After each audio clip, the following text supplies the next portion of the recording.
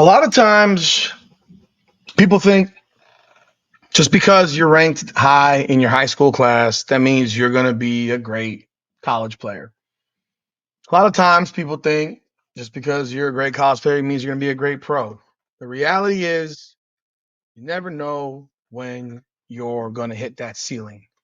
You never know when that player's greatness will cease to be great on the next level. And I talk about this because we just finished the 2025 basketball season. And if you look at the top 10 recruits of 2021, if you look at those top 10 recruits, it's definitely something interesting to see.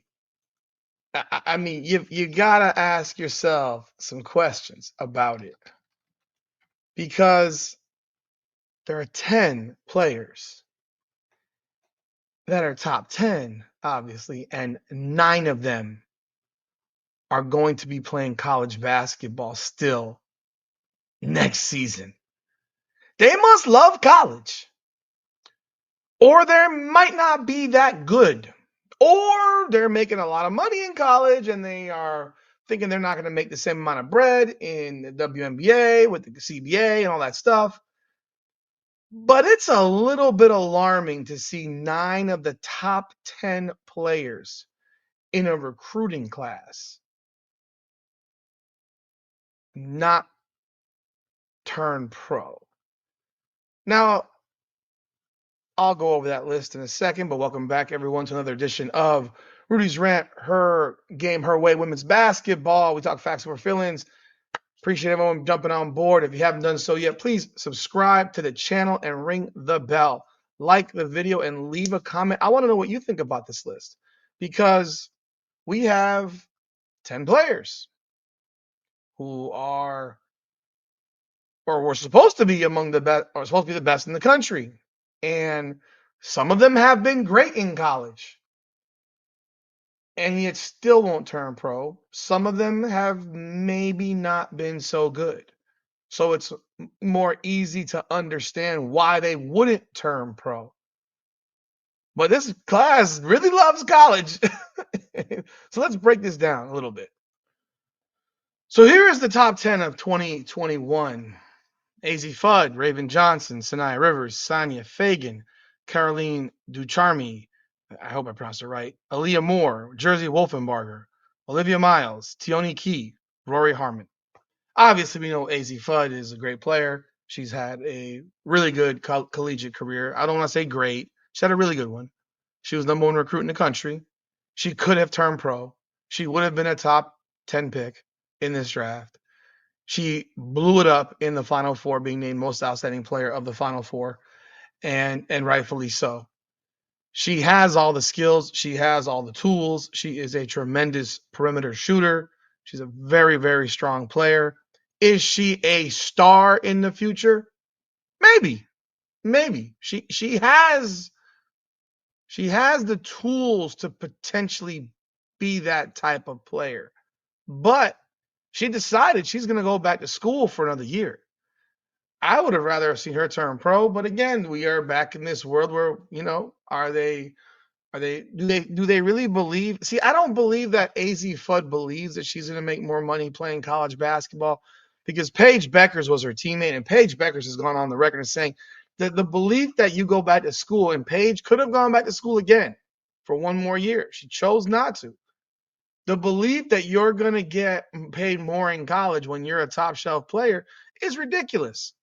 It's ridiculous. You're going to get a salary now that you weren't getting before, and all those endorsement deals that you had, you're going to keep getting them.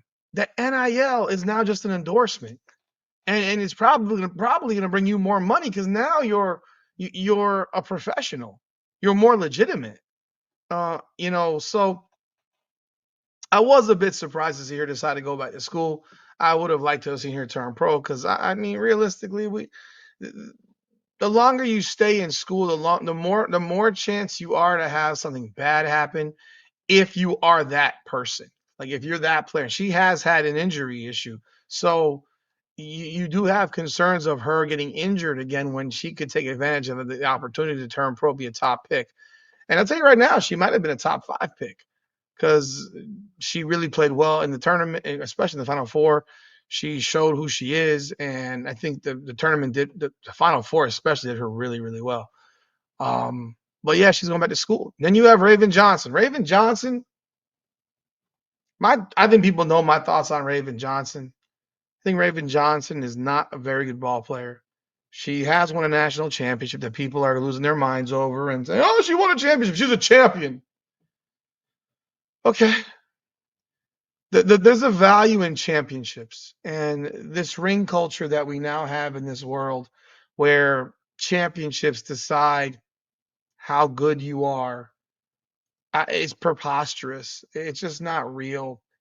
You're talking about, if you're Camila Cardoso, if you're Aaliyah Boston, if you're Asia Wilson, if you're Angel Reese, if you're Paige Beckers, if you are Hannah Hidalgo, if you are Caitlin Clark, obviously, if you are Lauren Betts, if you're Juju Watkins, if you're one of those players that's the best player on your team, even if you don't win most outstanding player of the Final Four, which can happen, it doesn't change the fact that you were the player that got that team there, or really were a major component of getting that team there.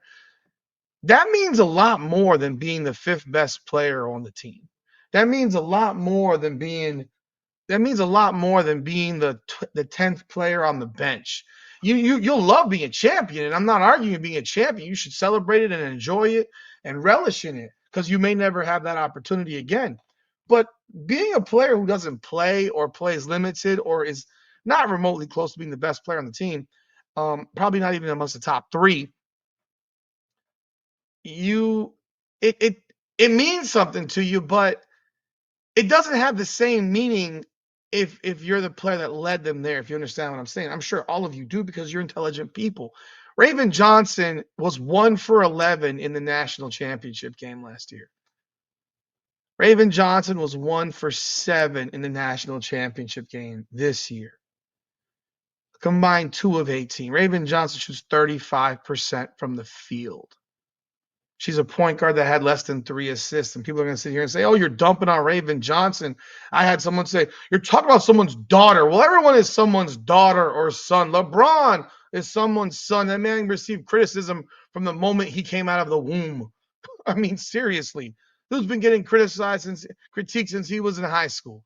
So can we miss me with the bull crap? And you're getting paid. You're a professional athlete.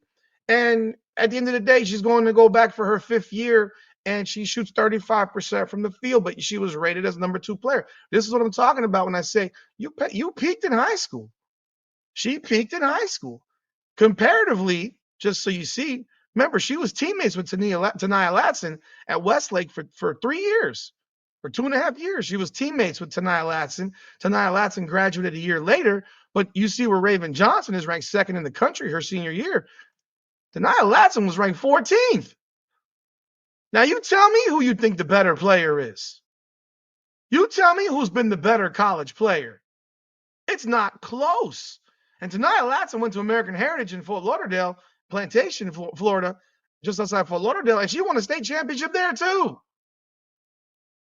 So when you look and you compare the two of them, one's ranked 14th. Look at the players ranked ahead of Tania Latson.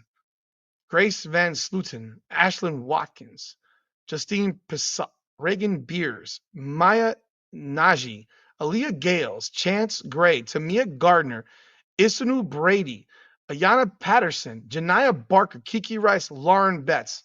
If they did they do the redraft.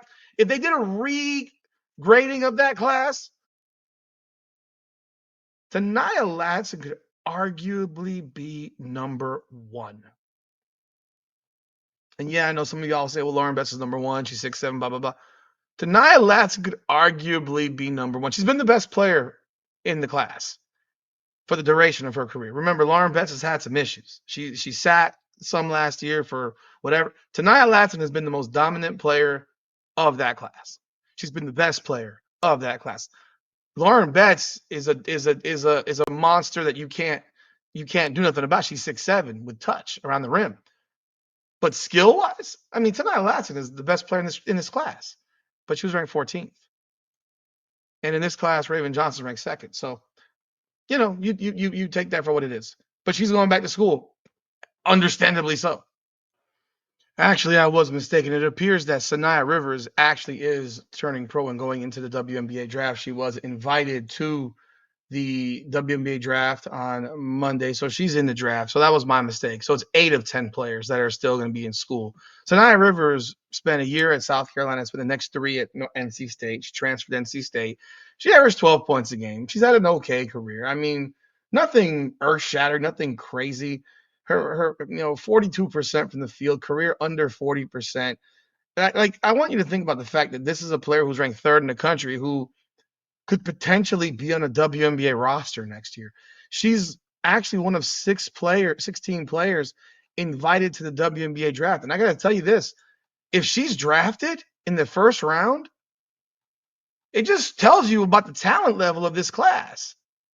She's a 6-foot guard out of North Carolina.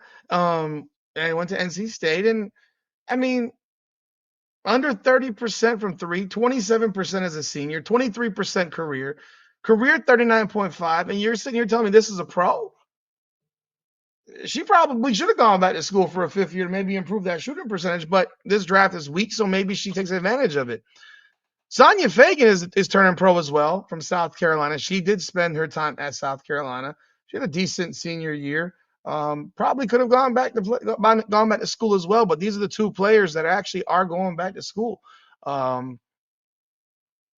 Yeah, it just shows you that these players are top 10 players, and realistically, these number 2 through 4 are just okay to not very good. And heck, you want to expand it? Number 5, Caroline Ducharme, another one. She's going back to UConn. What's she done in college? I mean, I don't blame her going back to school. She's done not much, as far as I know. You look at her, I mean, not much. Not much would be an understatement. That is a nice statement. She's actually gotten worse, progressively worse. I know she's dealt with injuries while she's been at school. She has dealt with injuries. So, that obviously does not help her. She's, missed significant time due to head and neck injuries, primarily concussions. She's missed 63 games. I mean, that's crazy. Concussions knocking her. She missed 5 games with head injuries as a freshman, 17 games to neck and stiffness and a concussion. Her junior year, a turbulent flight re-aggravated her head and neck issues. And then, yeah, just obviously not the way you want your college career to go. But she's not a pro. So she's going back to school. She played 13 games over the last 2 seasons. She averaged 1 point per game. She's a career 1.2 points. This past year, 1.2 points, 29% shooting. Again, 2 through 5. Not very good. Not anything earth-shattering. So yeah, go back to school. Aaliyah Moore, number 6, another one. Very, very uninspiring collegiate career. She's been 4 years at Texas. At least she stayed at one school. She only played 9 games as a sophomore. Started 19 as a junior, played 33 games. Last year played 19 games, started all 19. She only averaged 8 points per game. She's a career 9 points from per game. Career shooting percentage of 51.7%. But she's a 6'1" forward, averaging 8 points, 4.5 boards, and 47% last year from the field. From what I see, she's going back to school. I haven't seen her in the transfer portal on any transfer portal stuff yet. So, and when I put in transfer portal, I see her as going back to school. She should. Maybe she can have a breakout year at Texas. But again, another player. Just nothing crazy. You move into Jersey Wolfenbarger. Jersey Wolfenbarger starts her career at Arkansas and transfers over to LSU and is already in the transfer portal at LSU. This is what's happening to college basketball. She played 30 games as a freshman at Arkansas, 35 as a sophomore, only started 3. She played 37 games for LSU, but she averaged 4.5 points per game, man. She's 6'5", junior. She wants a chance to show out. I mean, yeah, she missed the 23-24 season. I don't know why. I presume injury. I don't see it. I have to Google. I have to check that out. It doesn't really matter. Definitely not having the type of career that she would want. So she's going to be back in school for a 5th year, as she should. Now you're moving to Olivia Miles. Olivia Miles was the projected number 2 pick in the draft. Number 2 pick in the draft projected, and then she goes to TCU.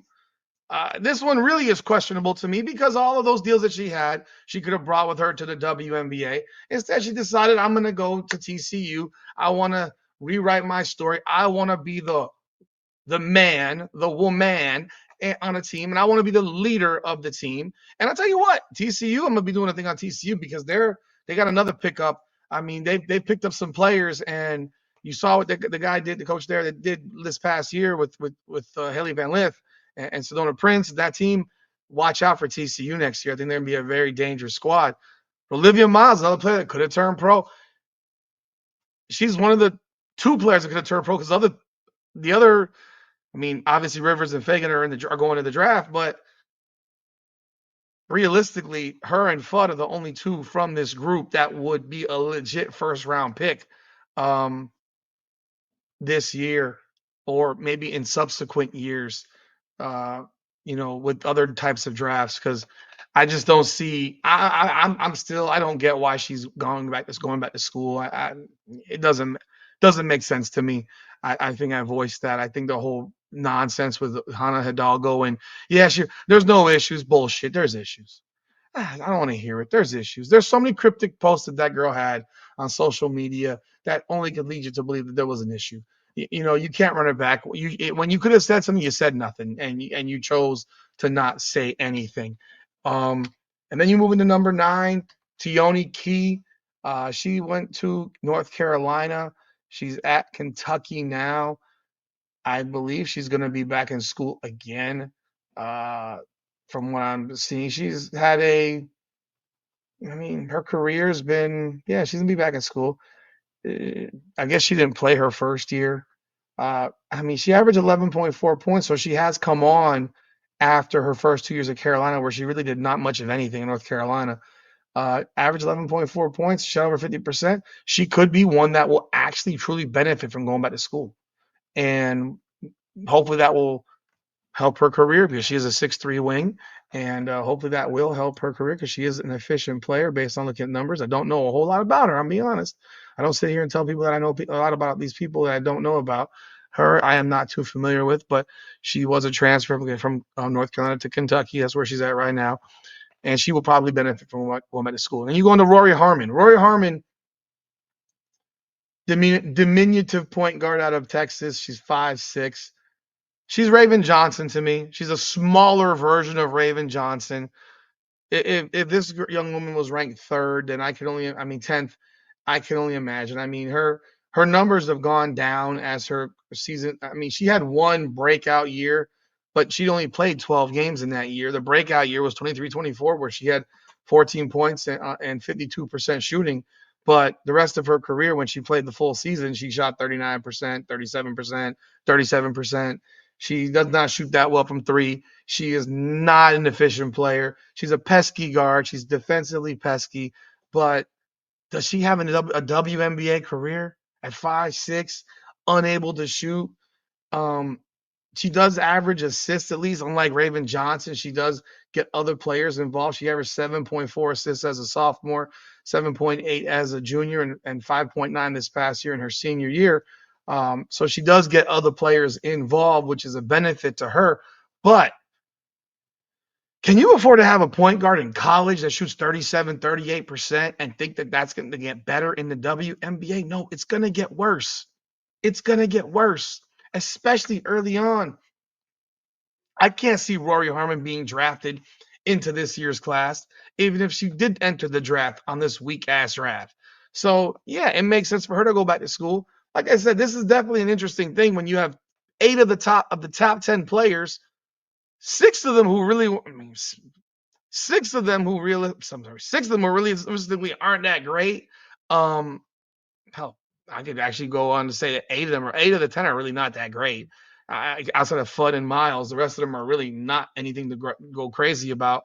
And so yeah, they're a lot of them are going back to school. 8 of the 10 are still gonna be in school, and I can't wait for this COVID shit to end because I'm not a fan of watching players get 5 years without medical red shirts. I don't. It is stalling the progression of the sport and the ability to get younger players experience and opportunity. It's just my thoughts because I get it. You want to have older players as a coach, but you also need to have better players. And you might have players that are behind those older players, and you play the older players because they're older, but the younger players are better. And it takes a lot of stones as a coach to say to the senior, you know what, you're going to sit. You're coming back here, but you're going to sit. You're not going to start.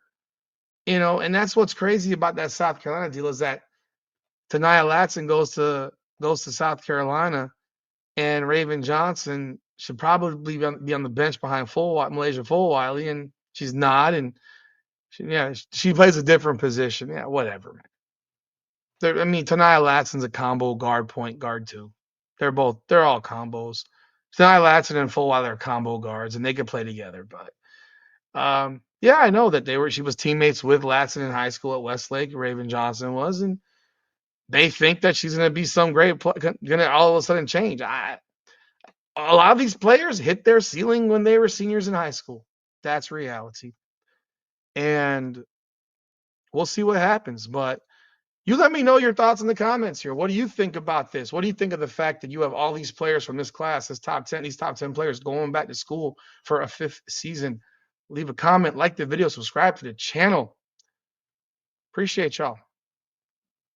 Come on. Oh, man, I forgot. This is Rudy's Rant. Her game, her way, women's basketball. Come on now.